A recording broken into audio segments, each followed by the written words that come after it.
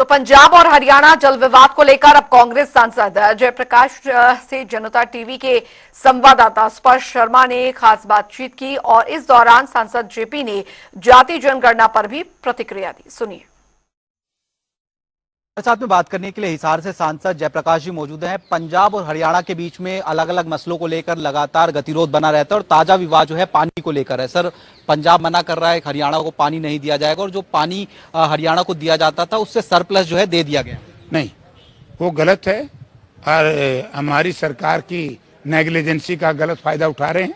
आज ही भूपेंद्र सिंह हुड्डा जी ने पता करा है कि सबसे ताज्जुब की बात तो यह है कि बीबीएमबी में जो हमारे अधिकारी होने चाहिए थे इरिगेशन डिपार्टमेंट के, आज उनकी पोस्ट पंजाब ने भर दी है।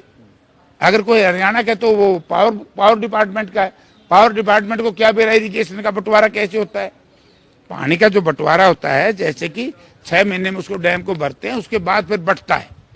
तो हमारे साथ तो बड़ी बेईमानी की है और इस बेईमानी में भारतीय जनता पार्टी और आम आदमी की पंजाब की सरकार दोनों दोषी हैं। हरियाणा की जनता इन दोनों पार्टियों को कभी माफ नहीं करेगी। सर, इससे पहले हमने देखा कि एसवाईएल के मसले पर भी कुछ इसी प्रकार का स्टैंड देखने को मिलता नजर आता था। हालांकि सुप्रीम कोर्ट से फैसला हरियाणा के हक में आया, लेकिन अभी तक वो नहर भी निर्माण नहीं हो पाया।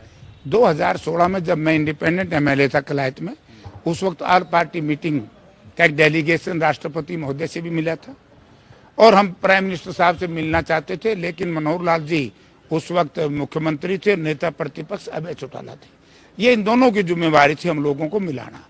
हमारे को तो टाइम दिलवाया नहीं, आज तक भी हम भारत के प्रधानमंत्री जी से नहीं मिल सके ताकि हम बताएं कि जब केंद्र सरकार का कानून का राज आप मानते हो। मैंने आपको याद होगा पार्लियामेंट में भी उठाया था कि एसवाईएल नहर की खुदाई की जिम्मेवारी समय रहते अगर उस वक्त हमने कहा था आगा ये हो जाते तो आज हमारी यह दिक्कत नहीं होती। मैं तो पार्लियामेंट में उठाया ये मामला, ऑलरेडी उठाया, आज उसका हमारा नुकसान कर दिया।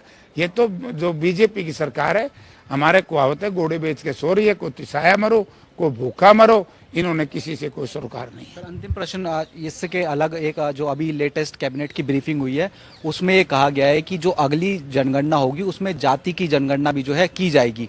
कांग्रेस की पिछले लंबे समय से मांग जो है इसको लेकर देखने को मिलती नजर आती थी। हालांकि जो जातिगत जनगणना है पिछले लंबे समय से जो पेंडिंग है वो देखने को मिलती हुई नजर आती है। देखो, मैंने ये तो नहीं पढ़ा कि जाति गणना में कैबिनेट का क्या फैसला हुआ, मैंने देखा नहीं। अभी सर ब्रीफिंग हुई है कैबिनेट की, उसमें वो तो आप लोग जो कह रहे हो झूठ नहीं बोल रहे होगे, लेकिन जब कांग्रेस पार्टी दूसरे इंडिया गठबंधन मांग कर रहा था उस वक्त बीजेपी क्यों विरोध करी थी?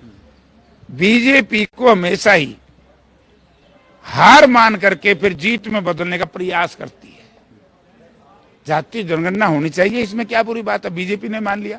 आपको याद है जब माननीय मनमोहन सिंह जी देश के प्रधानमंत्री थे, हम आरटीआई लेके आए, हम right to work, right to food, right to education, RTI, Aadhaar, GST, ये सारे हमारे तो हैं।